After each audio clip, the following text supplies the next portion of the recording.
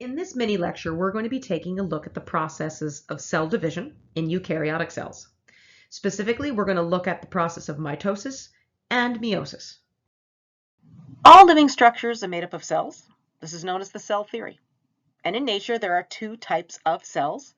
We have prokaryotic cells found in prokaryotic organisms, and we have eukaryotic cells found in eukaryotic organisms. Prokaryotic cells, prokaryotic is derived from the term prokaryon, which means before nucleus. These are going to be your unicellular organisms like bacteria and archaea. Their defining characteristic is that they lack a nuclear membrane. They do not have a nucleus. They also do not have any membrane-bound organelles like mitochondria or Golgi or ER. They can often have a cell wall which will surround the plasma membrane bilayer. Inside that cell will be a cytoplasm, which is very basic. There's no really well-defined cytoskeleton that you would find in eukaryotic cells.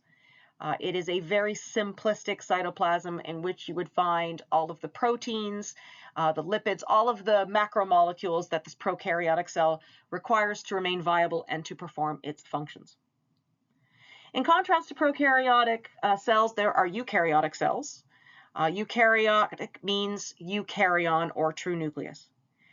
Eukaryotic cells are found in eukaryotic organisms. These are typically your multicellular organisms like plants and animals and fungus.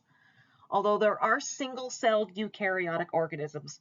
These are things like protists and a type of fungus, what we call yeasts. So while the majority of eukaryotic organisms are multicellular, not every single eukaryotic organism is.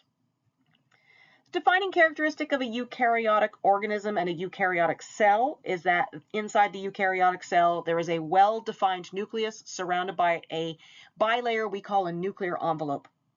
We're going to learn about this nuclear envelope in this lecture in a few slides. The eukaryotic cell has a bilayer, phospholipid bilayer plasma membrane. And in some eukaryotic cells, there's a cell wall which surrounds this plasma membrane. For example, in plants and fungus, their cells possess a plasma membrane and an outer cell wall. There are well-defined membrane-bound organelles within eukaryotic cells. That's because these organelles have specific functions to take care of. And when you get inside the eukaryotic cell, there is a well-defined cytoplasm with a well-organized and well-defined cytoskeleton that provides the cell its support and shape. We will also learn about the cytoskeleton in this course, so stay tuned. We're going to take a look at that as well. Bacteria and archaea cannot reproduce through mitosis.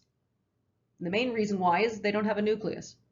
So bacteria and archaea will reproduce through something called binary fission.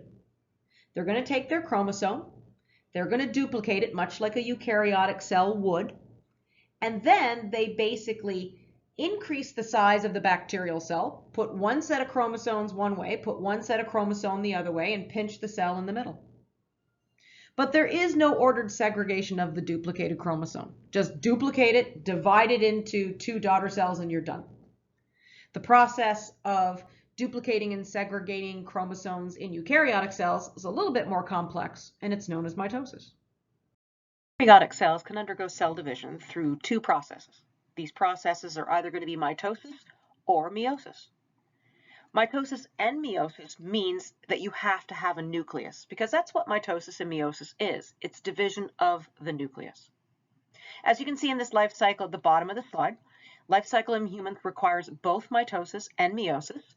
Meiosis is going to be used in the production of gametes, produce a diploid zygote, and then mitosis is going to use to take that one single diploid cell and turn it into the billions and billions of cells that exist in us.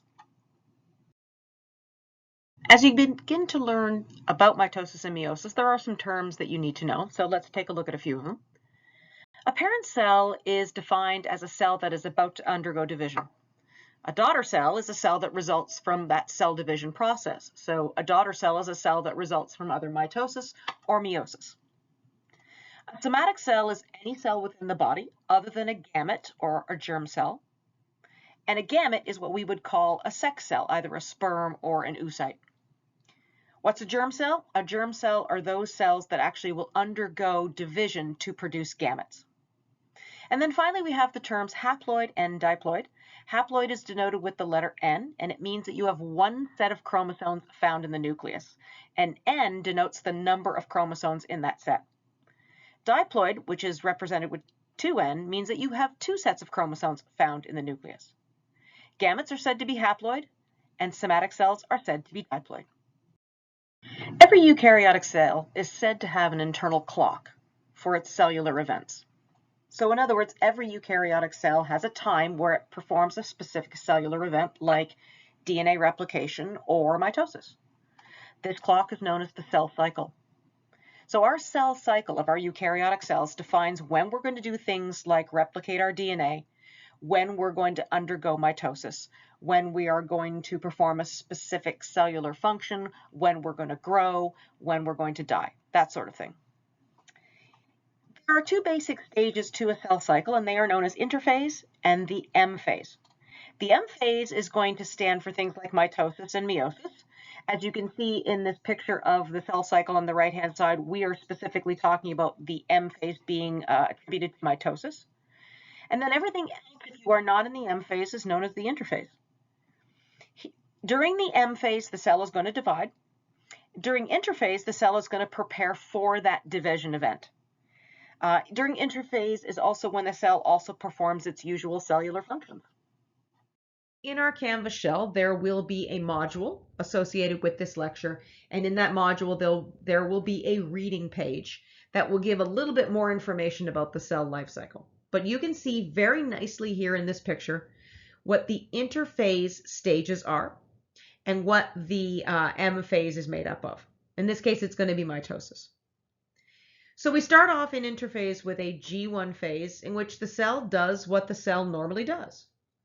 However, remember, interphase is all about preparing for M phase. So in addition to normal cell functions in the G1 portion of interphase, the cell is also preparing eventually for mitosis. So it's starting to duplicate its organelles, and it's starting to make proteins that are going to be needed for the S phase, which is the next phase in interphase. S phase is the synthetic phase. It's all about making copies of the DNA found within the eukaryotic nucleus. It's all about synthesizing histones. It's all about duplicating the centrioles. Again, so that in mitosis, we can take all this duplicated material and divide it up into daughter cells. The G2 phase is the shortest phase. It is actually the phase in which we complete protein synthesis for the proteins we're going to need to undergo mitosis. And there you can see mitosis. It's made up actually of the phases of mitosis, and it overlaps with cytokinesis, which is going to be the division of the cytoplasm. At the end of mitosis, the cell is now split into two daughter cells. Those two daughter cells are genetically identical to the original parent, and they have all the same organelles that the parent had at the start of this cell cycle. The last thing you can see here is something called the G0 phase. This is an indefinite period outside of the cell cycle. A lot of cells actually can come in and out of the cell cycle. A lot of very mature specialized cells like neurons, like skeletal muscle cells, they go through a round of cell cycle. They split, and then those daughter cells will then enter into the G0 phase, where they will undergo their specialized cell functions. And those cells, like neurons and skeletal muscle cells, smooth muscle cells, cardiac muscle cells, they never go back into the cell cycle. So again, check out that Canvas shell, go to that Canvas module on mitosis, check out the reading on the cell cycle. You'll see a little bit more information about that. The G1 phase is when the cell basically performs its normal cell functions. It also begins to grow in size because the cell is beginning to duplicate its organelles in anticipation of the M phase. There's also an awful lot of mRNA transcription and protein translation preparing the cell to enter into and go through the S phase, which is when we are going to duplicate our DNA. So a lot of the polymerases, helicases, the primases, all that stuff that made up the replication machinery we covered in lecture 6 is made as we go through the G1 phase. This phase is really important because this is a critical phase in which the cell commits to cell division, or it will leave the cycle to enter into what is called the G0 dormancy phase. The G0 phase is seen in mature differentiated cell types. In multicellular organisms such as humans, most differentiated cells exit the cell cycle and enter into this dormancy G0 phase. They are referred to as post-mitotic because they have basically entered into this after undergoing a round of mitosis. Now, this G0 phase can last for a few days, or it can last for a few weeks. In the case of some cells, the G0 lasts the entire lifetime of the cell. For example, for neurons and muscle cells, the cell divides, these cells enter into G0, and they never come out. Just like G1, the G0 phase is going to be a phase where the cell undergoes specialized cell functions. Now, you can go back from G0 to G1. Re-entry from G0 into the G1 phase is highly regulated. It's not possible for all cell types. It's actually thought maybe to be regulated by the presence of centrioles in some animal cells. The S phase can last from about 6 to 8 hours, depending on the cell type. It's called the S synthetic phase because this is the phase where we synthesize daughter DNA. So we're going to make DNA through the replication process. And we're also going to synthesize histone proteins so that that brand new daughter DNA can get wrapped around those new histones. You're going to take the DNA, you're going to uncondense it down to euchromatin, and you're going to duplicate those sections of euchromatin and reorganize them into daughter chromatin. The euchromatin and heterochromatin will then come out of the S phase and enter into the G2 phase, where we're going to condense it even further. And finally, the S phase is also where correction of DNA damage is also performed, and then that damage correction is going to be verified in the very last stage of interphase. The G2 phase is a pretty short phase. It lasts about 2 to 3 hours. In some cells, it may go as long as 4 or 5 hours, but it's pretty much the fastest of the interphase stages. In cancer cells, you may not see a G2 phase at all. This is a phase of rapid cell growth and protein synthesis in preparation for mitosis or meiosis. For example, one thing that happens in G2 is duplication of the centriole pairs, or what you could call the centrosomes, so that the spindle can form during the M phase. It's also really the start of chromatin condensing into the chromosomes. So in the S phase, we've taken the DNA, we've decondensed it to euchromatin. We take those sections of euchromatin, we duplicate them, we make brand new daughter DNA, we wrap it around those histones, and now we have essentially duplicated the chromatin of our nucleus. As we come out of S phase into the G2 phase, that euchromatin is going to become heterochromatin, and then that heterochromatin is going to keep condensing into the duplicated chromosomes that we see in mitosis.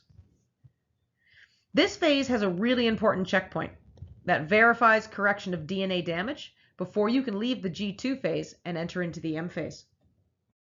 If you can't remember anything about mitosis at the end of this course, other than this, I'll be happy. Mitosis is nuclear division that produces two daughter cells with the same number and same kinds of chromosomes as was found in the parental cell. Take a look at the picture. You can see we have the parental cell up at the top. It has 4 chromatid chromosomes, 2 blue, 2 red, 1 big, 1 small, that kind of thing. You can see that there. We are then going to duplicate these chromosomes. Each one of these duplicated chromosomes are going to be made up of 2 sister chromatids. And then mitosis is going to divide this nucleus with the duplicated chromosomes into 2 daughter cells. Take a look at this nucleus here on the daughter cell on the left-hand side. You will notice it is identical in the number and type of chromosomes as was found in the parental cell. Prior to the start of cell division through either mitosis or meiosis, the cell replicates the DNA of all of its chromosomes. This takes place actually during the S phase of interphase. Beyond that point, it's going to take the remaining part of interphase to start the process of what is called DNA condensing. The DNA will then condense, and when it does, you will find that the chromosomes are duplicated chromosomes made of 2 sister chromatids. If you were to go and Google mitosis overview, you would end up with numerous figures that look like this. This is out of a textbook. And what's really cool about it is that not only gives you a cartoon representation as to what's going to happen to the chromosomes, but it also lets you know what these stages look like in an actual cell. These cells at the top have been stained through fluorescent microscopy. The very, very bright blue material, that is the DNA material, and the green material is going to be that of the spindle. For your purpose of exams, I'm going to have you learn major events in each of the mitotic stages. There are all kinds of things beyond these major events that happen. There's a whole lot of details, but this isn't a molecular biology course. So what you will find on these slides are going to be what I'm going to test you on. Let's start off with prophase, and let's look at some of the major events of prophase. Two of them are listed in this slide. The first one is that the centrioles, which are found in the centrosome of the cell, these have been replicated during interphase, so we have two of them. They are going to move apart from one another to the opposite ends of the cell. And what's going to grow in between that is going to be microtubules forming what is known as the mitotic spindle. Now, the centrioles aren't essential for spindle formation because cells like plant cells don't have centrioles, whereas animal cells do. But since this is human physiology, we're going to concentrate on human cells, and human cells do require centrioles at either end of the cell so that the spindle can grow in between.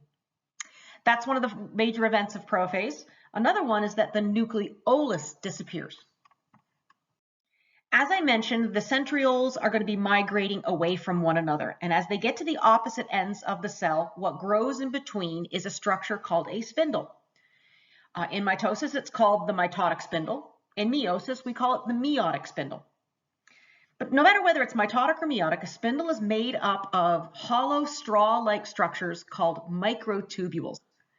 These microtubules are made up of a polymer known as tubulin, so a repeating protein called tubulin. These repeating subunits will be all gathered up to form a microtubule, and multiple microtubules will be connected to the spindles at the opposite ends of the cell, forming a structure that the chromosomes are going to be able to attach onto.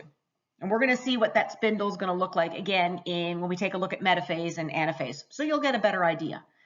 But here you can see in this picture that we have our centrioles right here. They're migrating to the opposite ends of the cell. This one's going this way, this one's going this way, and then the mitotic spindle is going to grow in between.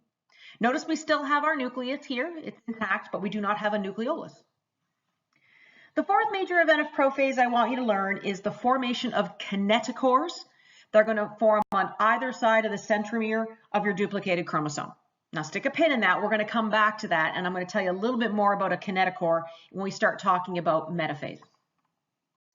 The kinetochore is a complex of proteins that assembles itself at the centromere of a duplicated chromosome. And what I want you to realize about the kinetochore is that it has a couple important roles.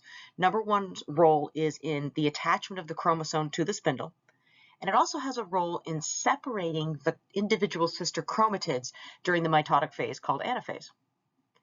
It's made up of three components, and each of these components, again, are made up of multiple proteins that come together.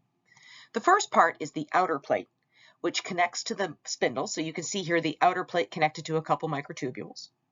There is an inner plate, which actually makes contact with the heterochromatin of the centromere. And then kind of an interzone, or a series of proteins that connect the two plates together. And the interzone is really kind of interesting because it functions as a series of tension springs, so that when the outer plate makes contact with the microtubules, the interzone can sense this change in tension, and the cell can learn that its chromosomes have in fact attached to the spindle. One of the big changes in mitosis that have happened over the last 20 or 30 years is that there is a new phase of mitosis which is called prometaphase. Now this prometaphase used to be known as late prophase. So when I first learned about mitosis 30 some odd years ago, we called it early prophase and late prophase. Now these two phases are known as prophase and prometaphase. The events I want you to learn for prometaphase are, number one, the nuclear envelope fragments. So the nuclear envelope disappears. The nucleolus disappears in prophase. The nuclear envelope disappears in prometaphase. And those pieces of nuclear envelope are retracted or taken back into the endoplasmic reticulum. Getting rid of the nuclear envelope is really important because you have to allow access to the duplicated chromosomes to the spindle. And the spindle is growing out in the cytoplasm, and the chromosomes are inside the nucleus. So how do you get those two things to interact with each other? Simple. Get rid of the nuclear envelope. And now your duplicated chromosomes can attach onto the spindle. The DNA, which has started to condense in the latter part of interphase, has continued to condense through prometaphase, is continuing to condense in prophase, is continuing to condense in prometaphase. So let me say that again. The DNA has started to condense towards the end of interphase. It condenses through prophase, and it is condensing again through prometaphase. And while this condensation process is happening, the chromosomes attach to the spindle via their kinetochores. The kinetochores form in prophase, so that means the chromosomes can attach to the spindle in prometaphase. The microtubules that actually make contact to the kinetochore, in other words, the microtubules that are attached to chromosomes, are called the kinetochore microtubules. And believe it or not, the ones that are not attached to the duplicated chromosomes, they're called non-kinetochore microtubules. And these non-kinetochore microtubules, the one in this picture that are called polar microtubules, they begin to grow towards the opposite pole so that the spindle gets bigger. Metaphase is really easy to identify because the chief thing that happens in metaphase is the chromosomes move and line up along a central zone known as the metaphase plate. The minute these chromosomes become attached to the spindle in prometaphase, there's a tug of war that pulls them back and forth from one end of the cell to the next. And this tug of war eventually positions the chromosomes midway along the length of the cell, kind of at the equator of the cell. And that region is called the metaphase plate. The non-kinetochore microtubules, the ones that aren't attached to the duplicated chromosomes, they extend out and interact with the opposite centriole pole. And the aster microtubules actually make physical contact with the plasma membrane.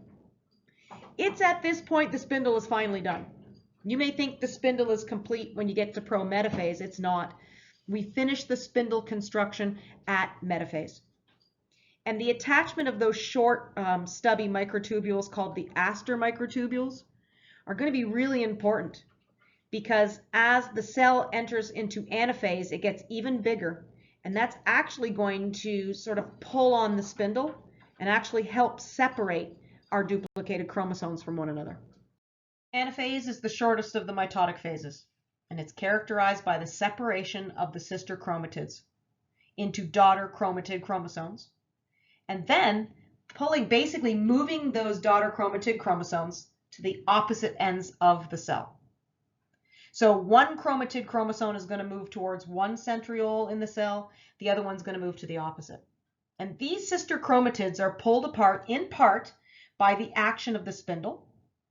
The kinetochore microtubules, the ones attached to the kinetochore, begin to shorten, and the ones that aren't attached to the kinetochores begin to grow. Now, this actually elongates the cell and its spindle. So as the cell is getting bigger and longer, because the spindle is attached to the plasma membrane via the aster microtubules, it actually puts tension on the kinetochore microtubules and helps rip the two sister chromatids apart. So as the anaphase cell continues to get bigger and longer, the aster microtubules help pull on the spindle helps pull on the sister chromatids, and they segregate. At the end of this phase, each end of the cell is going to have the equivalent numbers of chromosomes that were at the start of mitosis in the parental cell. Now, it's not just the fact that the spindle is pulling the two sister chromatids apart. The sister chromatids are ultimately going to separate because of enzymatic activity. The two sister chromatids are held together by proteins called cohesin proteins. These are proteins that are found concentrated in the centromere region. I want you to picture the two sister chromatids as being two rolled up napkins. Put them right next to each other and put a bunch of napkin rings all along the length of those two cloth napkins. Those napkin rings are the cohesins. And what you have to do truly to separate those sister chromatids is you've got to get rid of those cohesins. Well, there is an enzyme that will cleave these cohesin complexes and allow for the separation of the two sister chromatids as the spindle begins to pull on them. And yes, they called the enzyme separase. Telophase is basically the reverse of prophase and prometaphase. So in prometaphase, our nuclear envelope fragmented. In telophase, it reforms. This actually produces our two daughter nuclei. In prophase, the nucleolus disappeared. Well, the nucleoli come back in telophase, one in each daughter cell. The spindle will disappear as the microtubules forming this spindle depolymerize or disassemble. And then finally, inside the nucleus, the daughter chromosomes, which are in their tightest conformation, will begin to uncoil and form euchromatin and heterochromatin. What also happens at telophase is the completion of cytokinesis. Cytokinesis is the division of the cytoplasm. Cytokinesis has begun during late anaphase and is well underway during the telophase portion of mitosis. It will finish at the end of telophase, and what you will end up with is two distinct daughter cells. So cytokinesis means division of the cytoplasm, or I should say it results in division of the cytoplasm. It results in the separation of that big parental cell into two daughter cells, each of which is going to have a nucleus, and each of which is going to have a cytoplasm very, very similar to the parental cell. Not identical, but very similar. It actually begins at anaphase. So it starts towards the end of anaphase, and then it continues all through telophase. It is said in biology textbooks that the cell pinches into two cells using a purse string mechanism or a purse string model. And what this is, you can take a look at this using this little website here at the McGraw-Hill site. But what happens is the cytoplasm is going to begin to kind of constrict at the metaphase plate, which is the center or the equator of the cell. And what you're going to see at that equator of the cell is going to be an indentation. It's going to go all the way around the cell, and it's going to be called a cleavage furrow.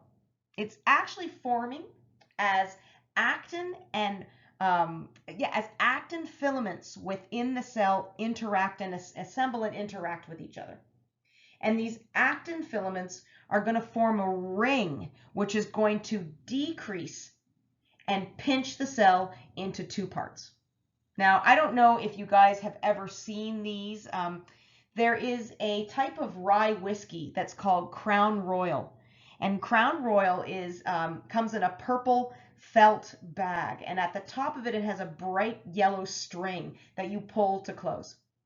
The reason why I mention this is because growing up, my parents used to drink this. And they used to give me the little purple felt bag, and I used to put things like marbles and little matchbox cars in them and toys and stuff like that. And I always associate the purse string model of cytokinesis with the closing of the top of that bag. The last thing I'm going to say is that I just said again that the process of cytokinesis divides the cytoplasm up into the two daughter cells, so that each daughter cell has a very similar cytoplasm to the original parent. It's not identical. I want you to realize that each daughter cell is going to have the same kinds of organelles that the parental cell does. Each of them are going to have the endoplasmic reticulum, the Golgi. They're going to have a nucleus. They're going to have a lysosome. Actually, they're going to have more than one lysosome. They could have a bunch of peroxisomes. They can have mitochondria. But with respect to things like mitochondria and lysosomes and peroxisomes, while they may have these organelles, they may not have the same numbers. So the job of cytokinesis is to make sure each daughter cell gets the correct kinds of organelles. It doesn't necessarily ensure that they're going to have the same numbers of organelles, or the same number of each organelle, I should say. So check out that webpage that our publisher gives to us. It, again, is an overview of the process of cytokinesis. Many textbooks do a pretty good job of summarizing mitosis in tabular format, This is one that I got out of a free open educational resource, OER textbook. You'll probably find a similar one in the OER Anatomy, Physiology, and textbook that I include in the second Canvas shell that's associated with this course. Most of these reviews or overviews will have a nice picture, schematic drawing of what the phase looks like. They'll also include a picture of what this phase looks like underneath the microscope, and then they'll give the nice little bullet points of what happens. This table is a great way for you to learn what happens during mitosis, and it'll be a perfectly acceptable way to study mitosis for your exam. But make sure what's listed in this table is also covered in the previous slides. So let's move on to meiosis, which is also a eukaryotic cell division process. Meiosis is like mitosis, but instead of undergoing one rounded division to give rise to 2 daughter cells, you undergo 2 rounds of division and you end up with 4 daughter cells. Meiosis produces sex cells, or what you would call gametes. And what you produce is actually 4 haploid daughter cells that are haploid. Each of them have half the number of the chromosomes of the diploid parent cell.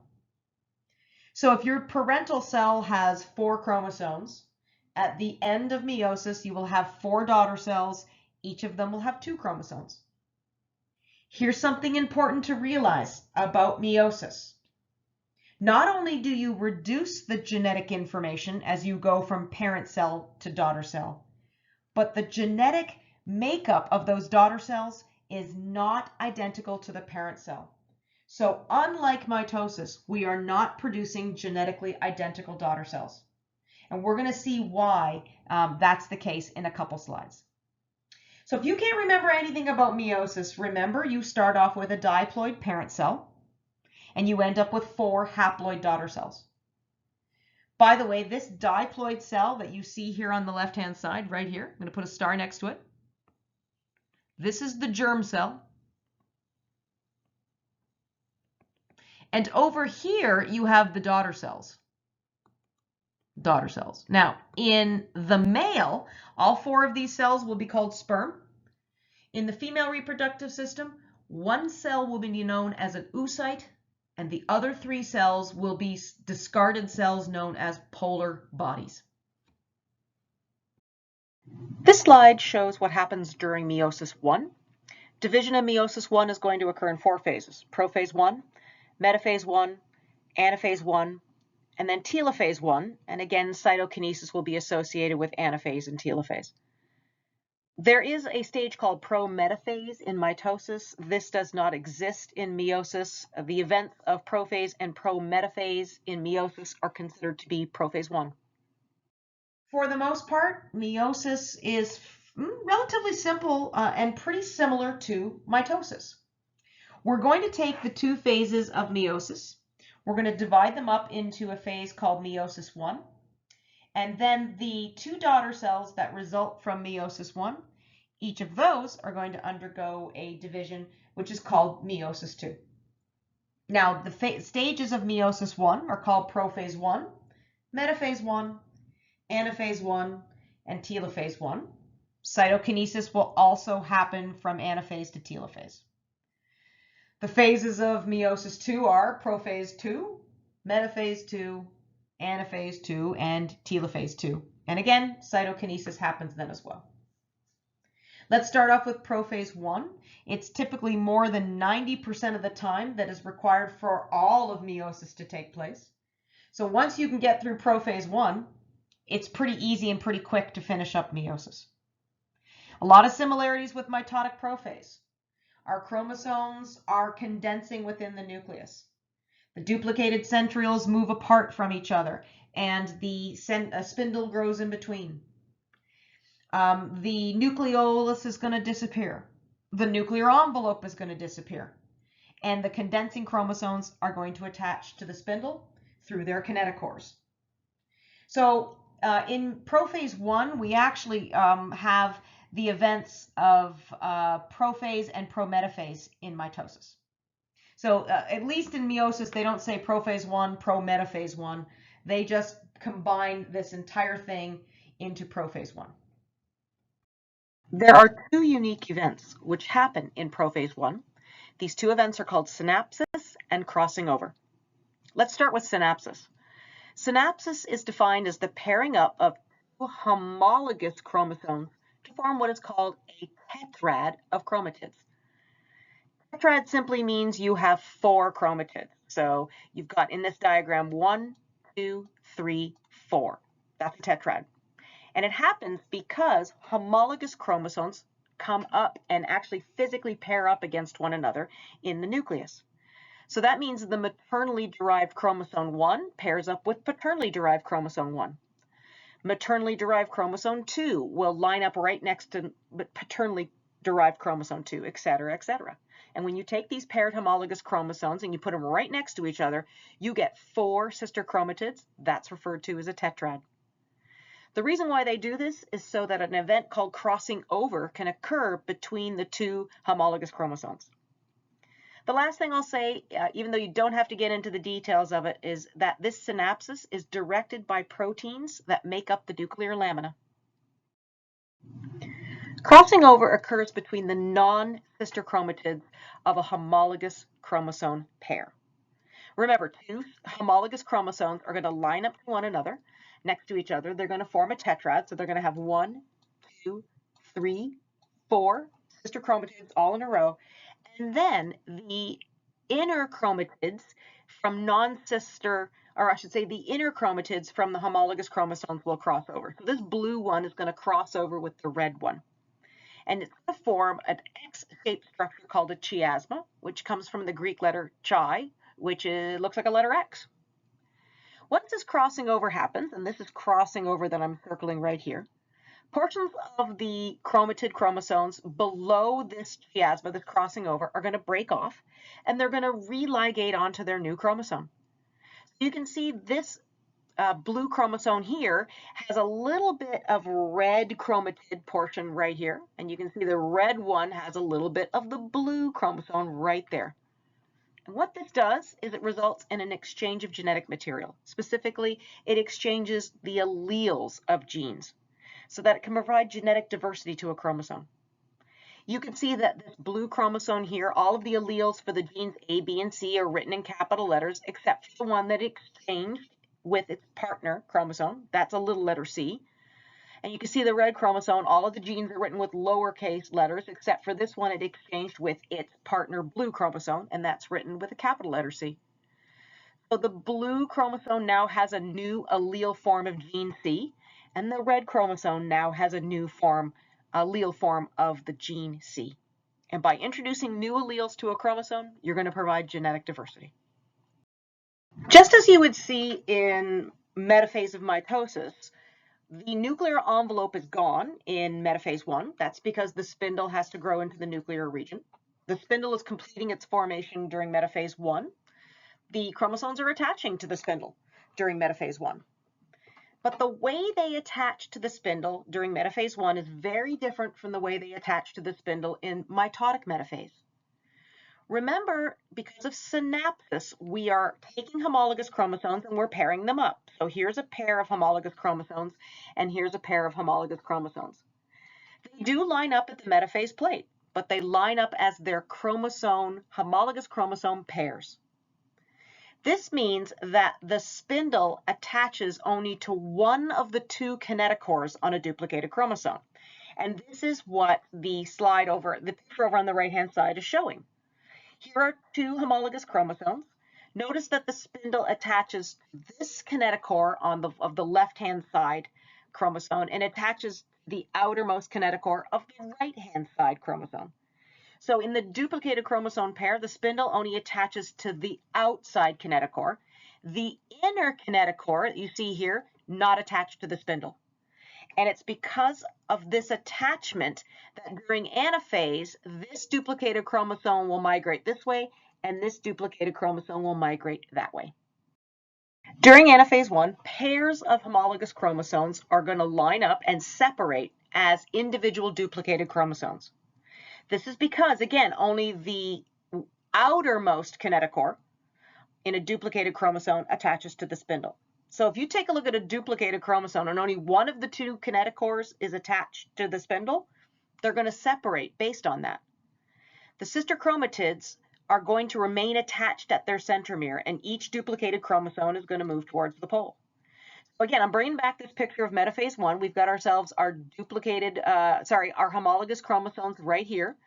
These homologous chromosomes are only attached at their outside kinetochore, and that means they are going to separate as duplicated chromosomes. And that's what this dotted line is showing. You got a dotted line right here that is showing how this division is going to take place. You've got this duplicated chromosome going that way, and you've got this duplicated chromosome going this way. And in doing so, you have now separated the duplicated chromosomes. You are then going to split this cell down the middle in telophase 1, and then you are going to prepare yourself and be ready for the final round of meiosis, which is meiosis 2.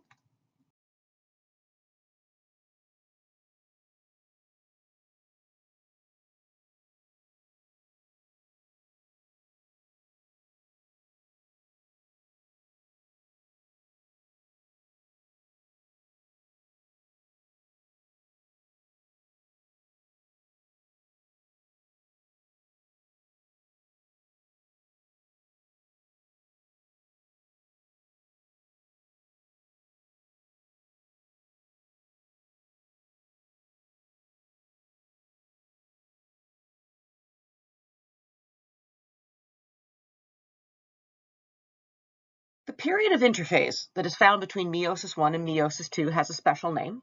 It's called interkinesis. And interkinesis is typically very short, and in some cell types there is no interkinesis. So meiosis 1 immediately rolls into meiosis 2.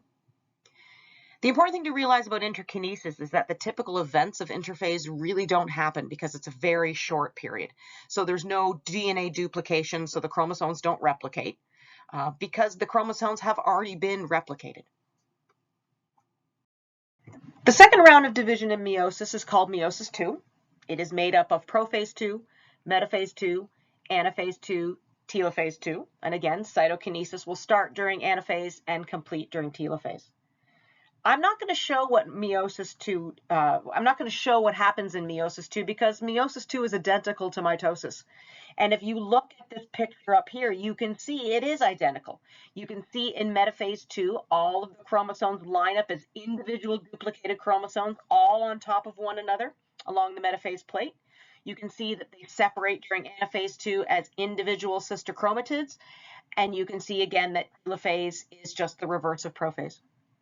Why do they separate as individual sister chromatids in anaphase 2? That's simple, because during metaphase 2, both kinetochores on either side of the duplicated chromosome are now attached to the spindle. Not one, but both.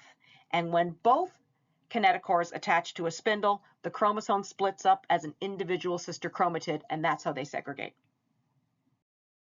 The next lecture in lecture series number 3 is going to be lecture 3B, and in that lecture we're going to talk a little bit about the nucleus and we're going to learn how DNA replicates.